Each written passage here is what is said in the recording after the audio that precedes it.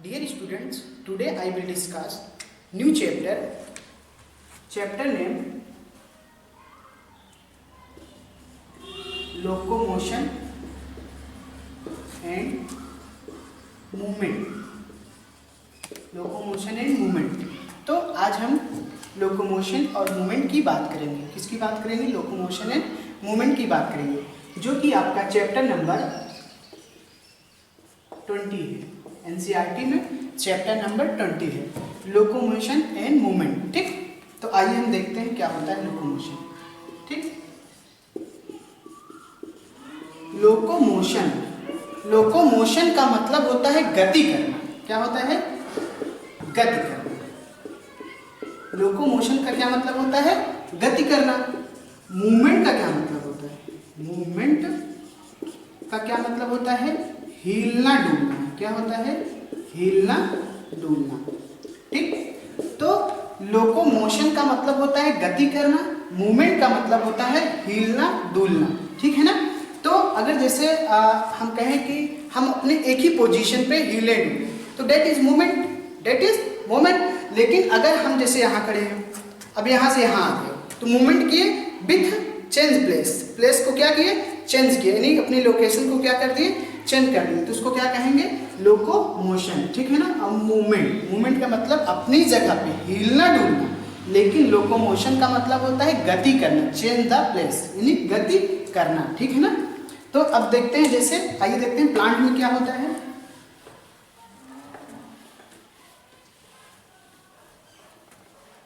तो in plant में only movement होता है। क्या होता है? वनली मूवमेंट होता है। इन प्लांट में केवल क्या होता है? मूवमेंट होता है। बट जैसे इन एनिमल में क्या होता है? इसमें क्या होता है? Movement and locomotion, movement and locomotion both occur. ठीक है ना? तो अगर प्लांट की बात किया जाए, इसमें क्या होता है? केवल मूवमेंट होता है, लेकिन इन animals movement and locomotion both occur. क्योंकि क्या होता है? प्लांट अपनी जगह पे हिलते डुलते हैं। कभी आपने प्लांट को चलते हुए तो देखा नहीं है, ठीक है ना? तो प्लांट क्या करते हैं? अपनी जगह पे सिर्फ क्या करते हैं? हिलते डुलते हैं। लेकिन जो एनिमल्स होते हैं, ये अपनी जगह पे हिलते डुलते हैं और अपने प्लेस को चेंज करते हैं, और अपनी प्लेस को क्या करते हैं? चेंज करते हैं। आइए देखते हैं कैसे चेंज करते हैं। ठीक, तो इसमें क्या होगा? जैसे लोकोमोशन क्या होता है? लोकोमोशन क्या होता है? लोकोमोशन जो होता है चेंज ऑफ प्लेस और लोकेशन, चेंज ऑफ प्लेस और लोकेशन, इसको क्या कहते हैं? लोकोमोशन कहते हैं। ठीक है ना? लेकिन जब जो मोमेंट होता है, मोमेंट की बात करते हैं, तो क्या होता है? जो मूवमेंट होता है, मूवमेंट जो होता है डिफरेंट टाइप का होता है। कितने टाइप का होता है? डिफरेंट टाइप का होता है। मूवमेंट कितने टाइप का होता है? डिफरेंट टाइप का होता है। ठीक है ना? अब जैसे हम कहें कि एमीबॉयड मूवमेंट, जैसे हम बात करें एमीबॉयड मूवमेंट, किसकी बात करेंगे? Amoeboid movement.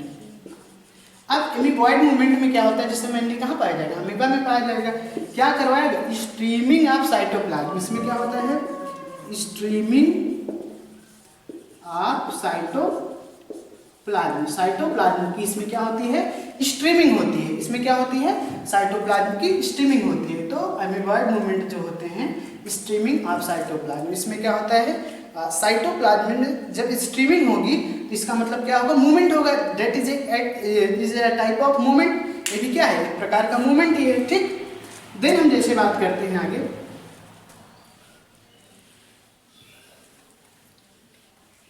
अब आगे हम जैसे बात करते हैं सिलिएटेड मूवमेंट। किसकी बात करते हैं? Ciliated movement, it is a type of movement. Ciliated movement, इसमें क्या होता है? जैसे सीलिया वगैरह मेनली मूवमेंट के लिए, सीलिया एंड फ्लैजेला आप लोगों ने सुना होगा कि मेनली रिस्पॉन्सिबल फॉर मूवमेंट के लिए रिस्पॉन्सिबल होते हैं। तो इसमें क्या होता है? जैसे मान लीजिए सीलिया है, ठीक है ना? सीलिया ये क्या करवाएगा? रिस्पायरेटरी ट्रैक मूवमेंट करवाएगा। रिस्पायरेटरी रिस्पायरेटरी, ठीक है ना, कहाँ पे, ट्रैकिया में, मेनली कहाँ पे, ट्रैकिया में। इसमें क्या होता है, जो गैसेस एक्सचेंज होती हैं, जो गैसेस सब्सटेंस होते हैं, उनका मूवमेंट होगा तभी तो एक जगह से दूसरी जगह जाएगा। तो किसके थ्रू होगा, सीलिया के थ्रू होगा, तो उसको क्या कहेंगे, सीलेटेड मूवमेंट कहेंगे। अब जैसे इसमें क्या होता है, फैलोपियन ट्यूब में मूवमेंट होता है, फैलोपियन ट्यूब में मूवमेंट होता है, ठीक है ना, इसको क्या कहते हैं, एक इसमें एक का मूवमेंट होगा, तो this is a type of also a movement. ये भी क्या है, मूवमेंट का ही एक टाइप है, ठीक है। देन हम बात करते हैं जैसे मस्कुलर मूवमेंट की। किसकी बात करेंगे, मस्कुलर मूवमेंट की।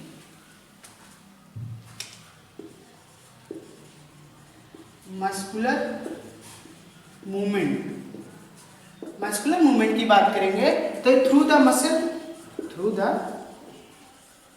थ्रू दी मसल्स, मसल्स के थ्रू होगी। इन हायर ऑर्गेनिज्म में होता है, इन हायर ऑर्गेनिज्म में होता है, ठीक है ना। इन हायर ऑर्गेनिज्म जो होते हैं, जैसे क्या, ह्यूमन बीइंग, जैसे ह्यूमन बीइंग में जो मूवमेंट होता है किसके थ्रू होता है, मसल्स के थ्रू होता है। तो this is a type of muscular movement, ठीक है ना। इसको हम क्या बोलेंगे, मस्कुलर मूवमेंट बोलेंगे। देन हम आगे बात करते हैं। अब जैसे आपने देखा होगा इन हाइड्रा में, हाइड्रा वगैरह भी तो मूवमेंट करते हैं, इन हाइड्रा, ठीक।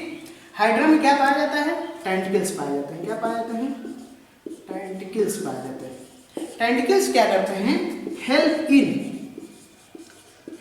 इन कैप्चर ऑफ इट्स प्रे, अपने प्रे को कैप्चर करने में हेल्प करते हैं, ठीक है ना। जो टेंटिकल्स होता है, टेंटिकल्स कहाँ पाया जाता है, ऑर्गन में, कहाँ पाया जाता है, हाइड्रा में पाया जाता है। क्या करता है, help in capture of its prey and in locomotion, तो लोकोमोशन भी तो करवाएगा, एंड इन लोकोमोशन, ठीक है ना।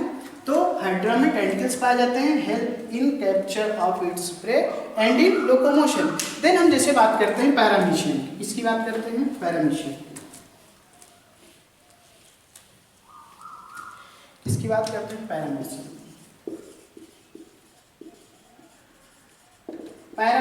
ठीक। पैरामीशियम में क्या पाया जाएगा, सीलिया पाया जाएगा। क्या पाया जाएगा, सीलिया पाया जाएगा। एक क्या काम करवाएगा, help in movement of food, help in movement of food through, किसके थ्रू दी साइटोफेरिंग्स, थ्रू दी साइटोफेरिंग्स के थ्रू क्या करवाएगा, मूवमेंट करवाएगा, इसका फूड का, ठीक है ना। एंड इन बॉडी लोकेशन, आप कह सकते हो, या एंड इन लोकेशन, लोकोमोशन, ठीक है ना, एंड इन लोकोमोशन, ठीक। तो पैरामीशियम में जैसे सीलिया पाए जाते हैं, help in movement of food through the capturing of साइटोफेरिंग्स के थ्रू क्या करेंगे, फूड को मूवमेंट करवाने में काम करेंगे, ठीक। अब आइए हम आगे बात करते हैं। तो नोट में कुछ बातें देख लेते हैं, नोट में बातें कर लेते हैं। नोट नंबर 1, जैसे कि आप जानते हो, ऑल लोकोमोशन आर मूवमेंट, सभी लोकोमोशन क्या होते हैं, मूवमेंट होते हैं, सभी लोकोमोशन क्या होते हैं, मूवमेंट होते हैं। But all movement are not locomotion, मतलब कि ये है, सभी लोकोमोशन को मूवमेंट कहा जा सकता है, लेकिन सभी मूवमेंट को लोकोमोशन नहीं कहा जा सकता है। सभी लोकोमोशन को मूवमेंट कहा जा सकता है, लेकिन सभी मूवमेंट को लोकोमोशन नहीं कहा जा सकता है। All locomotion are movement, but all movement are not called locomotion, ठीक है ना, नॉट कॉल्ड लोकोमोशन, ठीक। देन हम आगे बात करते हैं, जैसे नोट नंबर 2 की बात करते हैं। इन बॉडी, नोट नंबर 2 की बात करते हैं। आइए,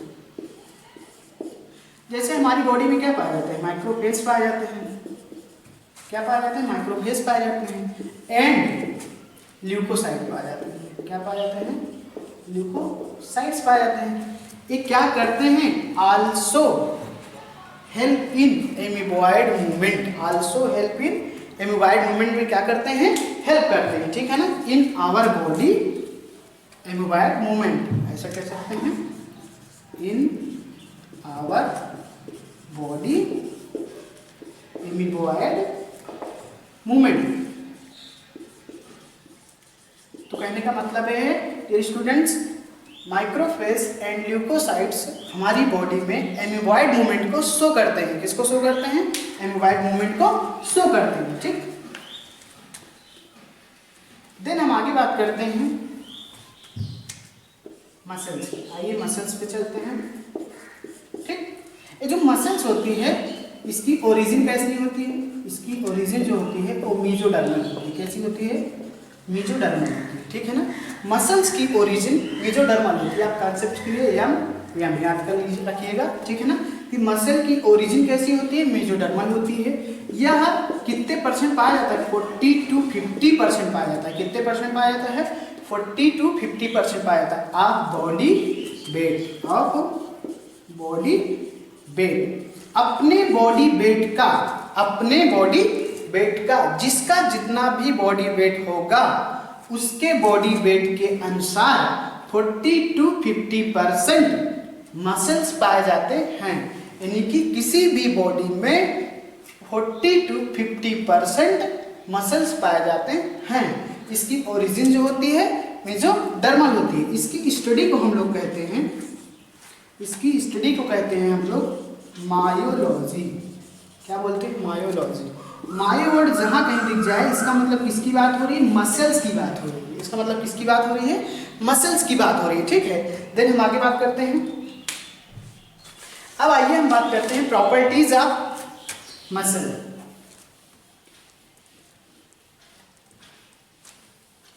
special properties of muscle. Special properties of muscle. Special properties of muscles की बात करेंगे डियर स्टूडेंट्स। किसी भी मसल्स की अपनी स्पेशल प्रॉपर्टी होनी चाहिए। जैसे हम कहते हैं एक्साइटेबिलिटी होनी चाहिए। क्या होनी चाहिए, एक्साइटेबिलिटी होनी चाहिए, कॉन्ट्रैक्टिलिटी होनी चाहिए। क्या होनी चाहिए, कॉन्ट्रैक्टिलिटी होनी चाहिए, एक्सटेंसिबिलिटी होनी चाहिए। क्या होनी चाहिए, एक्सटेंसिबिलिटी होनी चाहिए। और क्या होना चाहिए, इलास्टिसिटी होनी चाहिए। और क्या होनी चाहिए, इलास्टिसिटी होनी चाहिए। तो किसी भी मसल्स की जो स्पेशल प्रॉपर्टीज होनी चाहिए, क्या क्या होनी चाहिए, उसके अंदर एक्साइटेबिलिटी होनी चाहिए। क्या होनी चाहिए, एक्साइटेबिलिटी होनी चाहिए, कॉन्ट्रैक्टिलिटी होनी चाहिए। कॉन्ट्रैक्टिलिटी का मतलब कॉन्ट्रैक्ट, ऐसे। एक्साइटेबिलिटी का मतलब एक्साइटमेंट उसमें हो, ठीक। एक्सटेंसिबिलिटी का मतलब खुलना भी चाहिए। पता लगा कॉन्ट्रैक्ट हो गए, खुल ही नहीं रही है, इसका मतलब आप कह सकते हो क्या कि मसल का अच्छा प्रॉपर्टी से नहीं कह सकते। और क्या होनी चाहिए, इलास्टिसिटी होनी चाहिए। यानी कि इस टाइप से, जैसे आप किसी चीज़ को ऐसे करते हो ना, मसल्स खिंच जाती है, ठीक है, तो उसको क्या बोलते हैं, इलास्टिसिटी बोलते हैं। तो special properties of muscles, excitability होनी चाहिए उसके अंदर, कॉन्ट्रैक्टिलिटी होनी चाहिए, एक्सटेंसिबिलिटी होनी चाहिए और इलास्टिसिटी होनी चाहिए। देन हम आगे बात करते हैं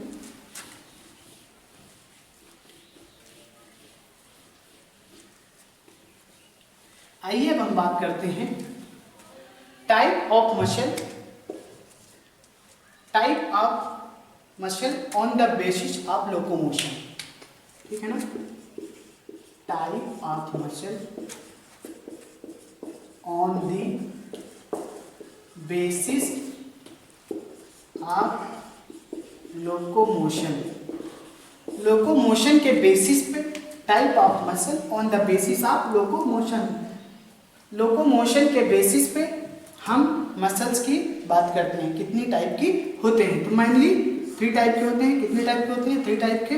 कौन कौन से, स्केलेटल मसल, ठीक है ना, विसरल मसल, और कौन सी होती है, कार्डियक मसल, ठीक है ना। विसरल को हम और स्मूथ भी कहते हैं, और स्मूथ भी कहते हैं, क्या कहते हैं, स्मूथ भी कहते हैं, ठीक। अब हम एक एक के बारे में पढ़ लेते हैं। सबसे पहले किसके बारे में पढ़ेंगे, स्केलेटल मसल्स के बारे में पढ़ते हैं।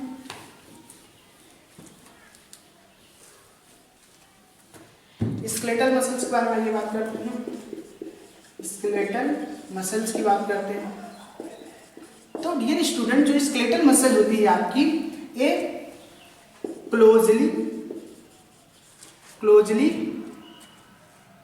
एसोसिएटेड विथ स्केलेटल कंपोनेंट्स, मतलब closely associated with skeletal component, यानी कि जो स्केलेटल कंपोनेंट से क्लोजली एसोसिएटेड होती है, क्योंकि पूरे बॉडी का फ्रेम तो यही बनाएगी ना, तो सबसे ज्यादा बॉडी में यही पाया जाएगा स्केलेटल मसल। तो closely associated with skeletal component, ठीक है ना, closely associated with skeletal component, ठीक है ना। क्या करती है, हेंस इसीलिए हेल्प इन लोकोमोटरी एक्शन, इसीलिए किसमें हेल्प करती है, लोकोमोटरी एक्शन में हेल्प करती है, ठीक है ना। Hence help in locomotory action, ठीक है ना। और उसके बाद क्या होता है, इसका जो अपीयरेंस होता है, स्ट्रेटेड अपीयरेंस होता है, स्ट्रेटेड अपीयरेंस होता है। कैसा होता है, अपीयरेंस होता है। स्ट्रेटेड का मतलब डियर स्टूडेंट्स क्या होता है, आइए हम यहाँ देख लेते हैं साइड में, ठीक है। यानी कि कह सकते हैं कि जो स्केलेटल मसल होती है ये सिलेंड्रिकल टाइप की होगी। कैसी टाइप की होगी, इस टाइप की होगी, सिलेंड्रिकल टाइप की, ठीक है ना। किस टाइप की होगी, सिलेंड्रिकल टाइप की होगी। तो इसमें इस टाइप के ऐसे ऐसे पैरेलल अरेंज होंगे, क्या होंगे, स्टेशन होंगे, ठीक है ना। यानी कि आप पढ़ोगे फिलामेंट में एक्टिन और मायोसिन पढ़ोगे, तो इस टाइप का जिसमें पाया जाएगा उसको हम बोलते हैं स्ट्रेटेड अपीयरेंस। क्या बोलते हैं, स्ट्रेटेड अपीयरेंस, ठीक है। तो इसमें क्या पाया जाता है, स्ट्रेटेड अपीयरेंस, ठीक है। क्या पाया जाता है, स्ट्रेटेड अपीयरेंस। ये कैसी मसल्स होती है, स्केलेटल मसल जो होती हैं आपकी, ये वॉलेंट्री नेचर की होती है, वॉलेंट्री मसल्स होती है। कैसी मसल्स होती है, वॉलेंट्री मसल्स होती है, इसीलिए पैरेलली इन्वॉल्व्ड इन लोकोमोशन, इसीलिए parallelly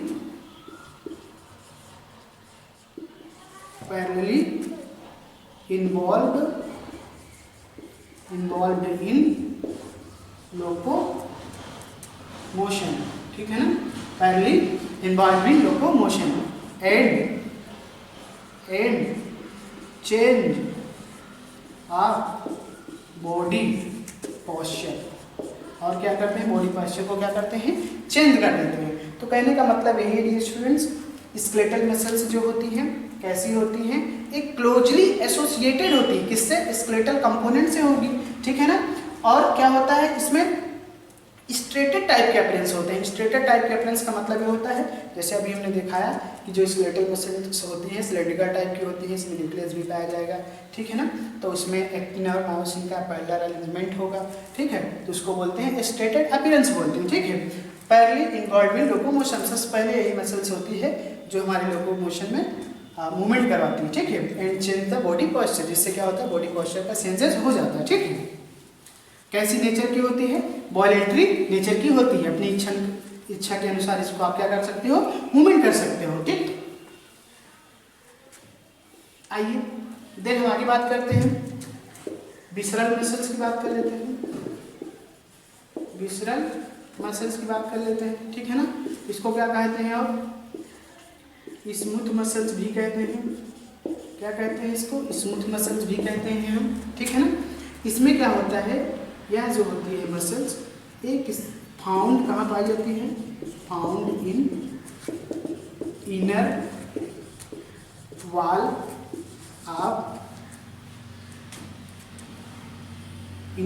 of hollow visceral visceral organ, hollow visceral organ कहाँ पे, किसमें, जैसे एलिमेंट्री कैनाल में, जैसे एलिमेंट्री कैनाल में पाई जाएगी। और कहाँ पाई जाएगी, जैसे रिप्रोडक्टिव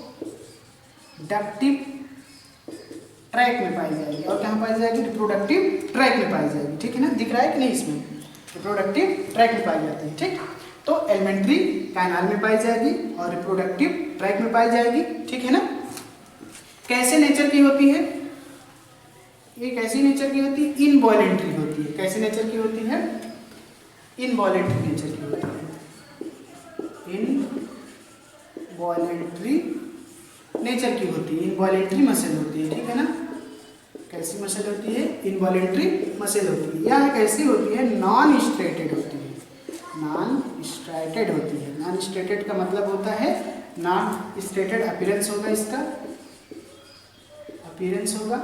इसका कहने का मतलब ये होगा कि यह जो होती है मसल्स, इस टाइप की मसल्स जो होती हैं, टैपलिंग इंग्लिश में होता है।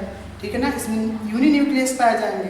ठीक है ना, जैसे कि एलिमेंट्री कैनाल इनर ऑर्गन में पाई जाती है बॉडी की, जहाँ पे स्मूथ ऑर्गन होते हैं। ठीक है ना, तो इनवॉलेंट्री मसल्स होती है, नॉन स्ट्रेटेड अपीयरेंस इसके होते हैं। ठीक है, देन हम आगे बात करते हैं, आइए हम आगे बात करते हैं cardiac muscles. Cardiac muscle, cardiac muscles कैसी होती है, बताइए कैसी होती है। यह भी कैसी होती है, यह इनवॉलेंट्री नेचर की होती है, इनवॉलेंट्री नेचर की होती है। ठीक है ना, specially found in cardiac muscle, specially found in cardiac muscle. Specially कहाँ पाई जाती है, कार्डियक मसल्स में पाई जाती है। ठीक है, तो कार्डियक मसल्स जो होती हैं इनवॉलेंट्री नेचर्स की होती है, ये भी नॉन स्ट्रेटेड अपीयरेंस दिखेगी, specially found in cardiac muscles. ठीक, देन हम आगे बात करते हैं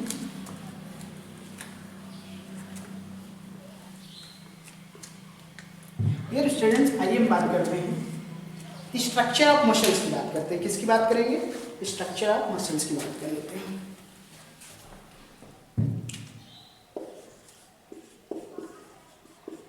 structure of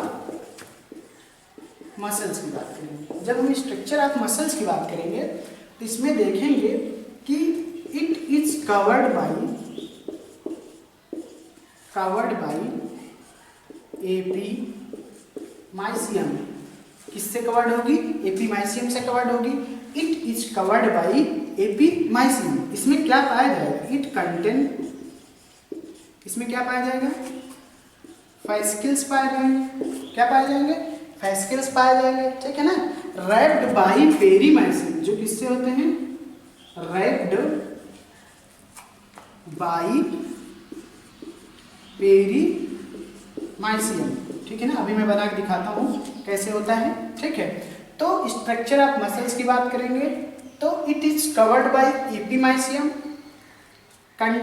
it contain fascicles, fascicles wrapped by perimysium, perimysium से रैप्ड होते हैं। ठीक, फिर इसमें क्या होता है, इच फाइस्किल कंटेन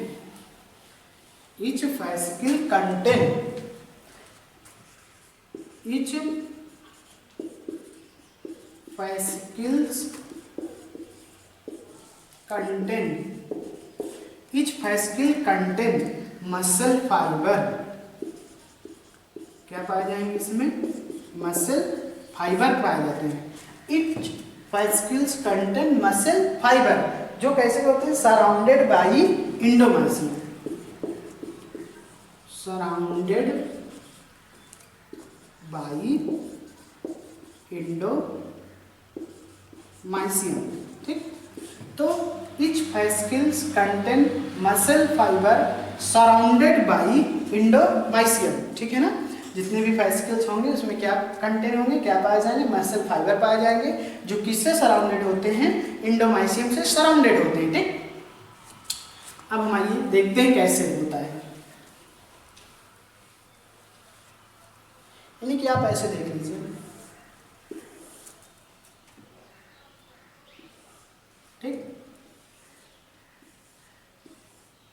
और थोड़ा बड़ा बना दीजिए इसको।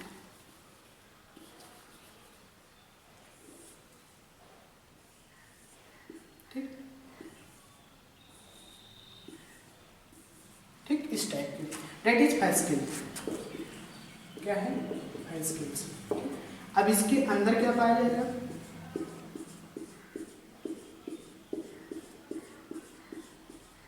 ये क्या है? मसल फाइबर है, डेट इज मसल फाइबर है, ठीक है ना। ये क्या है? मसल फाइबर है। तो आपका फैस्किल है, सिलेंड्रिकल स्ट्रक्चर है, बंडल है मसल्स का। मसल्स को जब आप बंडल देखोगे तो उसमें फैस्किल्स पाए जाते हैं, फैस्किल्स के अंदर मसल फाइबर पाए जाते हैं, ठीक है ना। जो इसका रेटिकुलम इसमें जो पाया जाएगा, ठीक है ना, यानी कि जो इसका रेटिकुलम पाया जाएगा, आइए इसको देखते हैं आगे।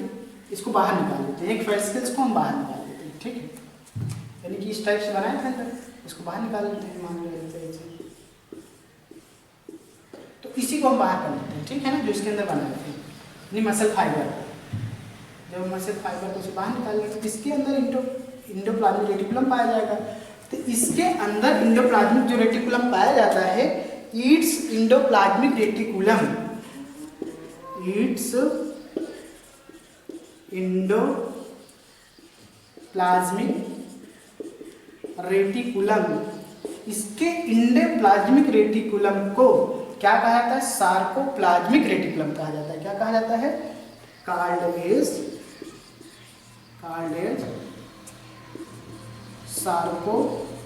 Sarcoplasmic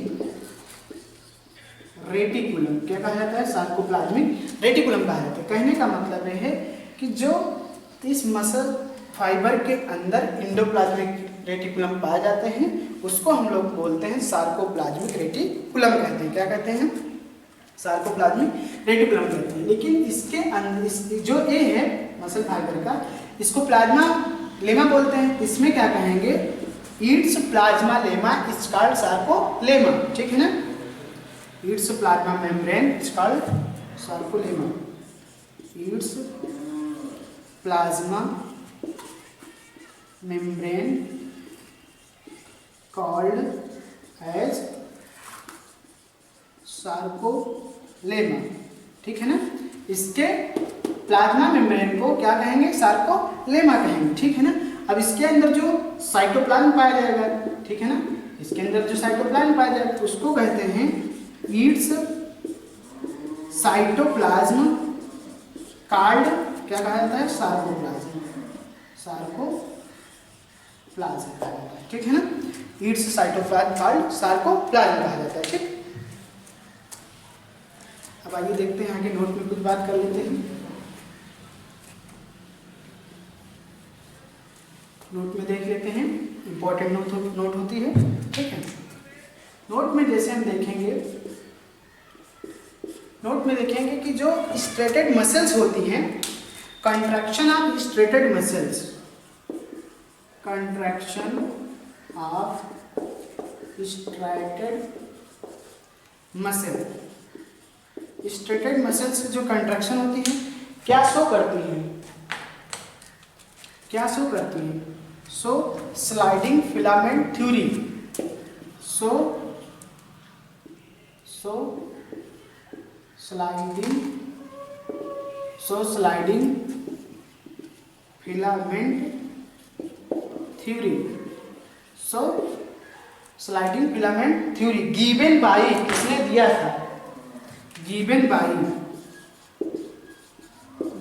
bye Hanson and Huxley ने दिया था। किसने दिया था? हैंसन एंड हक्सले ने दिया था।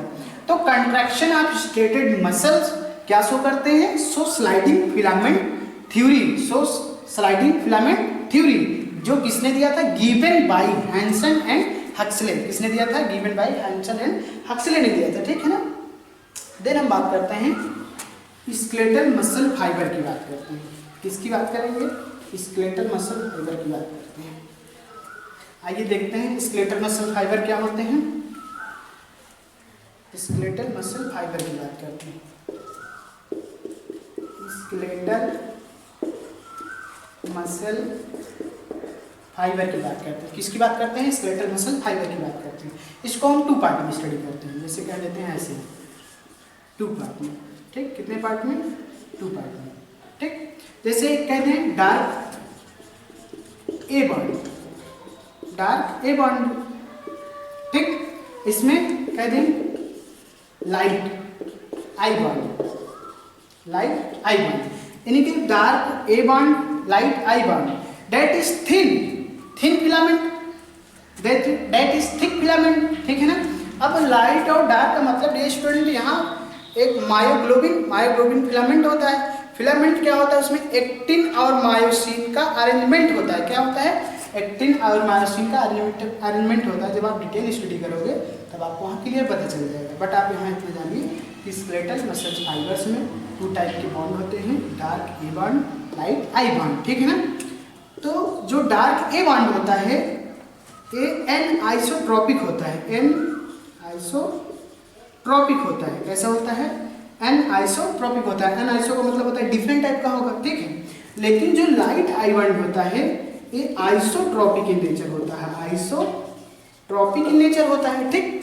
जो आपका डार्क ए बॉन्ड होता है it is made up of myosin protein. किससे बना होता है?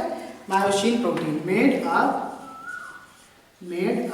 मायोसिन प्रोटीन, मायोसिन प्रोटीन का बना होगा, ठीक है ना। या किससे बना होगा?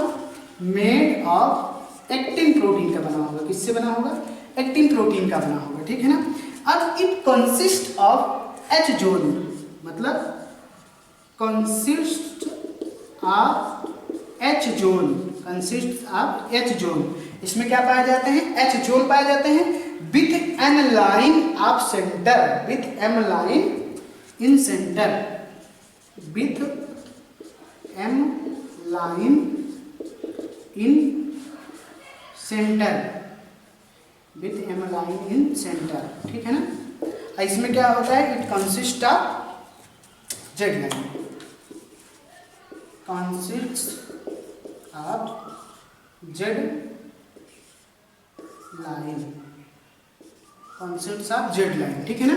तो आइए एक बार फिर से देख लेते हैं। स्केलेटल मसल फाइबर की बात करोगे इसको हम लोग इसमें 2 बॉन्ड पढ़ते हैं, dark a bond, light a bond.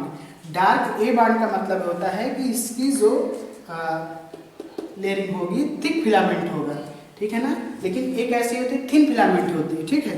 A an isotropic होती है, ए आइसोट्रॉपिक होती है। आइसोट्रॉपिक मतलब सिमिलर टाइप ऑफ अरेंजमेंट होता है, ठीक है। Made of myosin, made of actin, that is myosin protein, that is actin protein, ठीक है।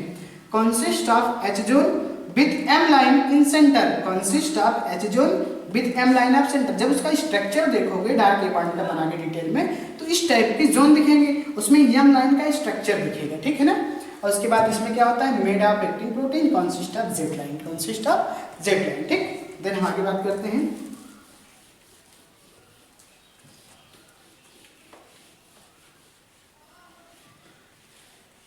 आइए हम बात करते हैं नोट में, नोट की बात करते हैं। सार्कोमियर, सार्कोमियर क्या होता है? सार्कोमियर, सार्कोमियर किसको कहते हैं? Area between 2 Z line, 2 Z line, area between 2 Z line, ठीक है ना। Functional unit of muscle contraction, area between 2 Z line, functional unit of muscle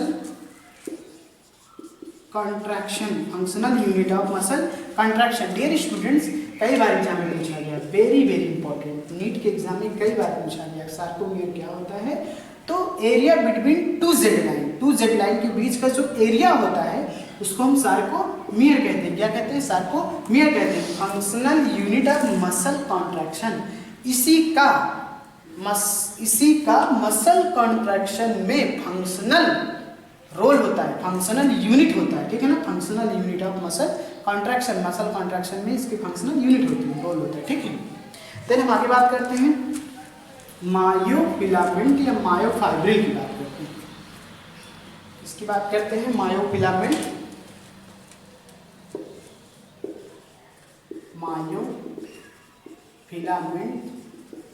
और मायोफाइब्रिल्स की बात करते हैं, ठीक है ना। मायोफिलामेंट और मायोफाइब्रिल्स, पैरेलली अरेंज फिलामेंट, इसमें क्या होता है, मायोफिलामेंट एंड मायोफाइब्रिल्स क्या होते हैं आपके, जैसे कि पैरेलली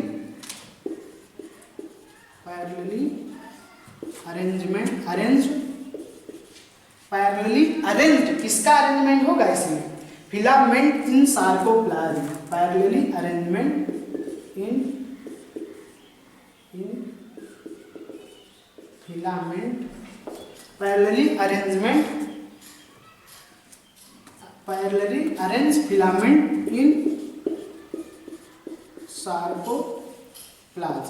सार्कोप्लाज्म, कहने का मतलब यह है कि जो मायोफिलामेंट मायोफाइब्रिल होते हैं, हमने बताया मसल्स, मायो का मतलब मसल्स, फिलामेंट का मतलब क्या होता है, फिलामेंट का मतलब होता है एक्टिन मायोसिन, ठीक है ना, एक्टिन और मायोसिन। तो कहाँ पाई जाएगी, सार्कोप्लाज्म में पाई जाएगी। तो कैसे अरेंजमेंट होगा, पैरेलली अरेंज फिलामेंट इन सार्कोप्लाज्म, पैरेलली अरेंजमेंट फिलामेंट इन सार्कोप्लाज्म।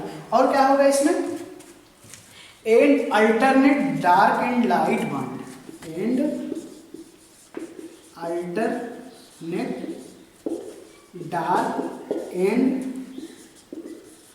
Light bond. अब इसी तरीके से अल्टरनेट लाइट डार्क बॉन्ड का अल्टरेशन होता रहता है, क्योंकि एक्टिन और मायोसिन मायोफिलामेंट मसल्स के अंदर पहले arrange filament in sarcoplasm and alternate dark and light bond, ठीक है ना।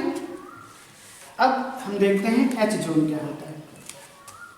तो समझ में आया कि नहीं आया, मायोफिलामेंट और मायोफाइब्रिल्स क्या होते हैं, मायो मतलब मसल, फिलामेंट का मतलब होता है एक्टिन और मायोसिन, ठीक है। तो पैरेलली अरेंज फिलामेंट इन सार्कोप्लाज्म, कहाँ पे, सार्कोप्लाज्म, सार्कोप्लाज्म को क्या कहा जाता है, साइटोप्लाज्म कहा जाता है, ठीक है ना, यानी साइटोप्लाज्म को सार्कोप्लाज्म यहाँ कहा जाता है, ठीक। And alternate dark and light bond, and alternate dark and light bond, ठीक। अब हम बात करते हैं एच जोन की बात करते हैं। अभी मैं स्ट्रक्चर बना के दिखा देता हूँ सिंपली, ठीक है। H zone, M line, Z line क्या होता है, आप पढ़ोगे तो आपको पता चल जाएगा। बट जो ये टॉपिक है बहुत इंपॉर्टेंट है, एग्जाम में पूछा जाता है, हर बार पूछा जाता है, तो आप इसको ध्यान रखिए, ठीक। आइए देखते हैं एच जोन क्या होता है। एच जोन, ठीक है ना। एच जोन जो होते हैं, central part of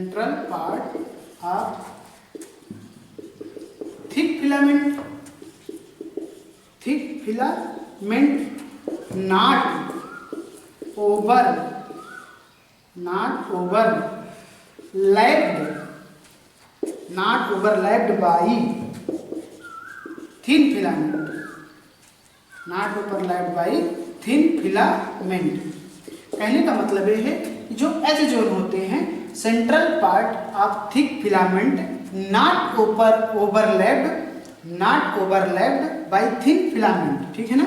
central part of thick filament not overlapped by thin filament, that is called H zone. कब होगा, ड्यूरिंग रेस्टिंग स्टेज, कब होगा, ड्यूरिंग रेस्टिंग स्टेज, ठीक है ना। ड्यूरिंग रेस्टिंग स्टेज, जब मसल रेस्टिंग स्टेज कंडीशन में होगी तो उसमें क्या होगा, central part of thick filament not overlapped by thin filament during resting stage, ठीक। आइए हम बात करते हैं एफ एक्टिन क्या होता है। एफ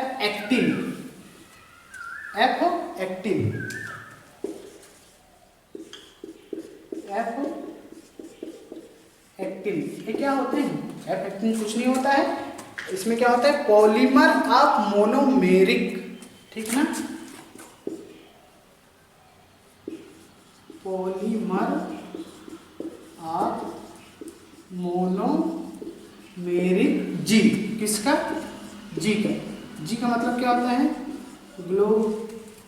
ग्लोब्यूलिन, ठीक है ना। जी का मतलब क्या होता है, ग्लोब्यूलर, ठीक है ना, जो कैसा होता है, एक्टिन, ठीक है ना, एक्टिन। ठीक, तो पॉलीमर ऑफ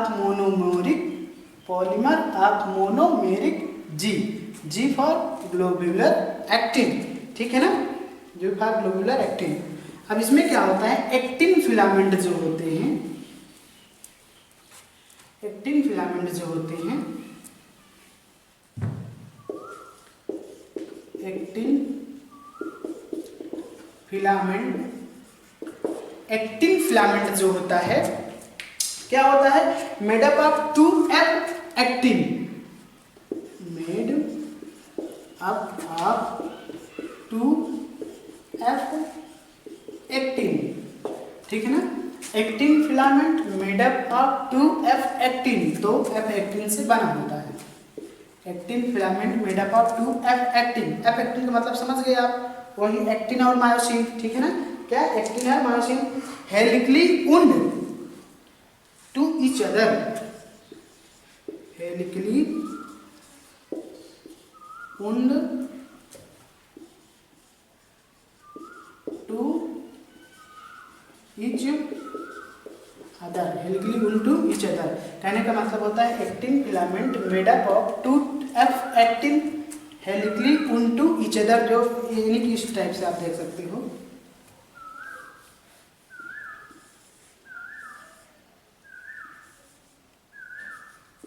ठीक है ना, इस टाइप से होगा। आप देखोगे मायोफाइब्रिल वगैरह स्ट्रक्चर देखोगे ना, तो आप बुक में देखोगे ऐसे स्ट्रक्चर, आप और डिटेल्स में देखोगे तो आपको पता चल जाएगा कैसे होता है। एक ट्रोपोमायोसिन होता है, ठीक है ना, जो जिसमें ट्रोपोनिन पाया जाता है, ठीक। फिर इसके बाद जो है अब आगे देखते हैं, अब इसमें देखते हैं, नोट में इंपॉर्टेंट लाइन देख लेते हैं, इन ट्रोपोमायोसिन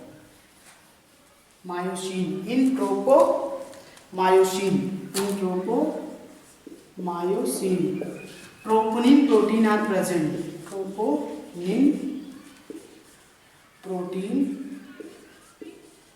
protein are present, ठीक है ना, troponin protein are present मतलब इन tropomyosin troponin protein are present, ठीक है ना।